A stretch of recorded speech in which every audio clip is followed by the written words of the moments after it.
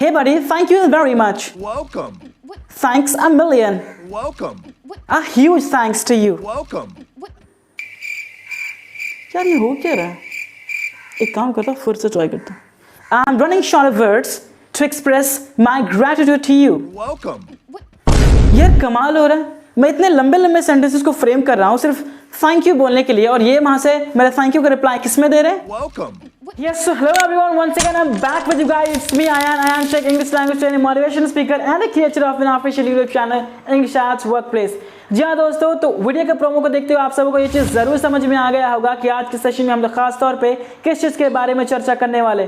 फिर भी मैं आपको दोबारा बता दूं, आज हम लोग थैंक यू के रिप्लाई में उन मल्टीपल फ्रेजेस को, मल्टीपल सेंटेंसेस को सीखने वाले हैं जो आपकी पर्सनैलिटी को एक चार चांद लगा सकती है. तो चलिए हम लोग बढ़ते हैं अपने सेशन की ओर. बेसिकली जैसा मैंने आपको बताया कि जब हम लोग थैंक यू का रिप्लाई में वेलकम शब्द का इस्तेमाल करते हैं तो काफ़ी हद तक ये पूरी तरीके से भी सही है, लेकिन जब हम ये कहते हैं ना योर वेलकम, राइट, तो इस कंडीशन में यकीन जानिए पूरी तरीके से गलत है. हाँ, पूरी तरीके से गलत है. अब आप ये सोच रहे हैं कि अक्सर आपने लोगों को कहते सुनते देखा है, तो क्या ये गलत है? जी हाँ, मैं आपको बता दूं कि आपने किसी भी इंसान को कितने बड़े पर्सनालिटी को क्यों ना इस वर्ड का इस्तेमाल करते हुए देखा हो, क्यों ना इस सेंटेंस का इस्तेमाल करते हुए आपने देखा हो, लेकिन यकीन जानिए ये पूरी तरीके से गलत है. आखिर कैसे? तो चलिए इस चीज़ को समझते हैं कि अगर मैं बात करूँ इस यू वेलकम का, राइट, तो अगर आप यहाँ पे गौर फरमाओगे तो आप ये चीज़ ज़रूर समझ में आपको आएगा कि योर जो हमारा एक पोजेसिव एडजेक्टिव, राइट, और इस एडजेक्टिव के बाद आने वाला जो नाउन है उसे ये क्वालिफाई कर रहा है. बेसिकली इस चीज़ को पिछले लेसन मैंने आपको बताया था कि किसी भी नाउन या प्रोनाउन को जो क्वालिफाई करने वाला जो वर्ड होता है उसे हम लोग एडजेक्टिव कहते हैं. यानी कि किसी नाउन की खूबियाँ या खामियों को बतलाने वाला जो शब्द होता है उसे हम लोग विशेषण के नाम से जानते हैं, राइट. तो अगर मैं यहाँ पे एक पोजेसिव एडजेक्टिव का इस्तेमाल करूँगा योर वेलकम, यानी इस कंडीशन में ये नाउन टर्म है, राइट, तो आप यहाँ पे एक मीनिंग क्या होगा? योर वेलकम, तुम्हारा स्वागत. जैसे हम कहते हैं ना इट्स माई लैपटॉप, ये मेरा लैपटॉप. यहाँ पे जो पॉजिटिव एडजेक्टिव जो यहाँ पे लगा है ना, तो हम लोग तुम्हारा स्वागत है, मेरा स्वागत है, राइट. इस कंडीशन में किसी चीज़ को हम लोग पॉजिटिव नहीं बना सकते. अब ये सवाल आता है कि हम लोग जो योर वेलकम का इस्तेमाल करते हैं तो क्या ये गलत है? ये एक्चुअली में जैसा मैंने आपको बताया ये टर्म बिल्कुल नो डाउट गलत है. तो हम लोग किसका इस्तेमाल आखिर करते हैं? हम लोग जिस टर्म का इस्तेमाल करते हैं, राइट, वो होता है यू आर वेलकम. और जो आपने लोगों को सुना है या कई बार आपने योर वेलकम का इस्तेमाल करते हुए देखा, वो यकीन जानिए उसके लिए हम लोग ये YOU का इस्तेमाल करते हैं, राइट, योर वेलकम. और ये योर वेलकम और YOU ये वर्ड योर वेलकम, ये दोनों कहीं ना कहीं प्रोनाउंसिएशन में ऑलमोस्ट सेम है और इसी वजह से लोग कंफ्यूज हो जाते हैं, राइट. लेकिन अक्सर अगर आप कोई इस वर्ड को प्रोनाउंस करते हो, राइट, योर वेलकम या फिर योर वेलकम, तो आप प्रोनाउंसिएशन को सुनकर, इस वर्ड के प्रोनाउंसिएशन को सुनकर आप ये नहीं बता पाओगे कि कौन सा वर्ड सही है और कौन सा गलत. आखिर यहाँ पे इस योर वेलकम का इस्तेमाल किया गया या फिर यू आर की कॉन्ट्रैक्शन फॉर्म YOU का इस्तेमाल किया गया. लेकिन आखिर गलती होती कब है? एग्जैक्टली यह गलती होती है राइटिंग स्किल में, क्योंकि जब हम लोग लिखने पे इस बात पे आ जाते हैं तो अगर हम ये लिखते हैं ना योर वेलकम, तो यह पूरी तरीके से गलत हो जाता है, क्योंकि सुनने में हम लोग इस चीज़ में फ़र्क नहीं पता कर पाते. लेकिन हमें जब लिखना होता है तो कॉन्ट्रैक्शन फॉर्म में UR' इसको हम लोग लिखते हैं, या फिर हम लोग स्ट्रेट अवे लॉन्ग टर्म में यू आर वेलकम इस तरीके का इस्तेमाल करते हैं. तो मुझे उम्मीद है ये छोटा सा कॉन्सेप्ट आपको समझ में आ गया होगा. इसके बाद जब भी कभी आप राइटिंग स्किल पे इस चीज़ का इस्तेमाल करोगे तो आप YOUR योर वेलकम इस टर्म का इस्तेमाल ना करते हुए या तो आप यू आर वेलकम लिख सकते हो या फिर आप योर वेलकम इसका कॉन्ट्रैक्शन फॉर्म लिख सकते हो, राइट.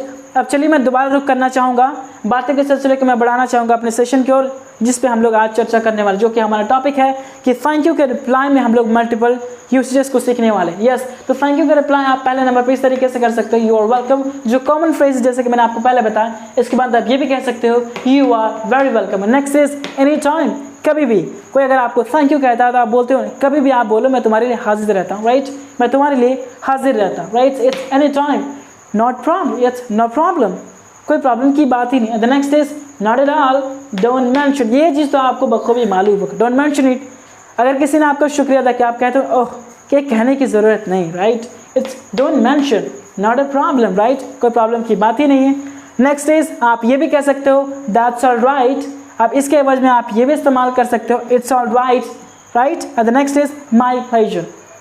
ये काफ़ी एक डिसेंट सा लगने वाला फ्रेज है, राइट. इट्स माई प्लेजर, ये मेरी खुशी है, इसमें मेरी खुशी है जो मैंने आपकी हेल्प की। Next is it was my pleasure. आप ये भी कह सकते हो अगर बात पास्ट की हो रही है, या फिर आप it is contraction form it's my pleasure, आप इसका भी इस्तेमाल कर सकते हैं। तो चलिए हम लोग आगे देखते हैं। इट्स ओके, राइट, या एग्जैक्टली इट्स ओके।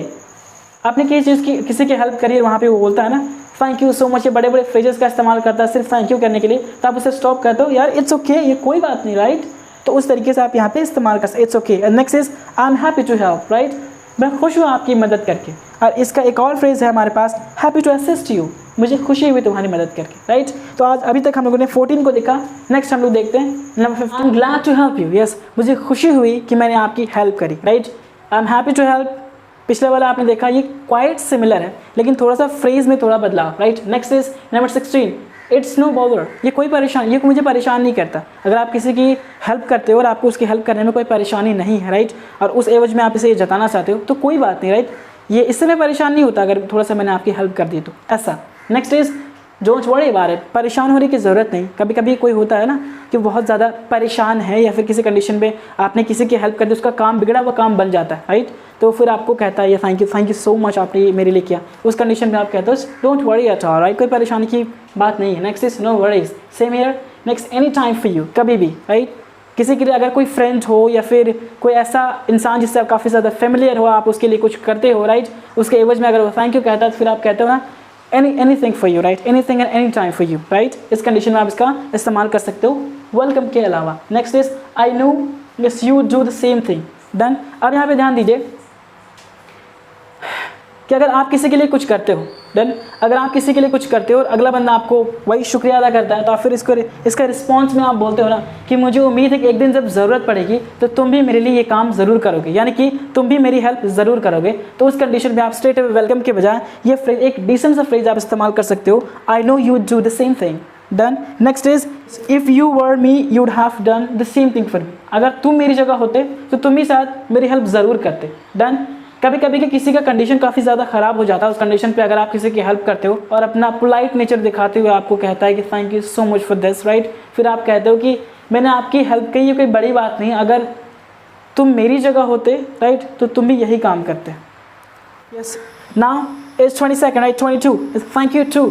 अब ये तो आपको समझ में आ रहा है, अगर दो इंसान एक दूसरे के लिए कुछ ना कुछ करते हैं तो वो बोलता है थैंक यू, फिर अगला भी रिस्पॉन्स में क्या कहता है थैंक यू टू, तुम्हें भी शुक्रिया, आपने भी मेरी काफ़ी मदद की। Next is it's not a big deal, ये फ्रेंड्स में काफ़ी चलता है, काफ़ी लड़के इसका इस्तेमाल करते हैं, अरे कोई बात नहीं यार, it's not a big deal, ये कोई बड़ी बात नहीं मेरे लिए, राइट, ये तो मेरे दाएं बाएं जो भी, जिसका अगर वो राइटी है तो बाएं हाथ का खेल होगा, अगर वो लेफ्टी है तो दाएं हाथ का खेल होगा, भैया ये तो स्वैग वाला स्टाइल आ जाता है आजकल, right. Next is pleasure for being your helping hand, right, एक ऐसे इंसान के साथ आपको काम करने का मौका मिले जिससे आप बहुत कुछ सीख सकते हो। तो उस वाले कंडीशन में अगर वो बंदा, अगर आपने उसी की हेल्प करी, वो अगर आपको थैंक यू बोलता है तो आप कहते हो ना sir pleasure for being with pleasure for being your helping hand, yes, मुझे खुशी है कि मैं आपके कुछ काम आ सका। उस कंडीशन पे आप ऐसे फ्रेज का इस्तेमाल करते हैं। Next is it's my pleasure to be with you, right, ये मेरी खुशी है कि मैं आपके साथ हूँ, मुझे आपके साथ होना ही एक बहुत ही बड़ी उपलब्धि की तरह है, यानी कि आप खुद से बहुत ज़्यादा खुश होते हो किसी के साथ पाकर, या हो सकता है वो आपका सीनियर हो, आपको कुछ सीखने का मौका मिल रहा हो, या फिर किसी और कंडीशन में भी आप अप्लाई कर सकते हैं। It's my pleasure to be with you,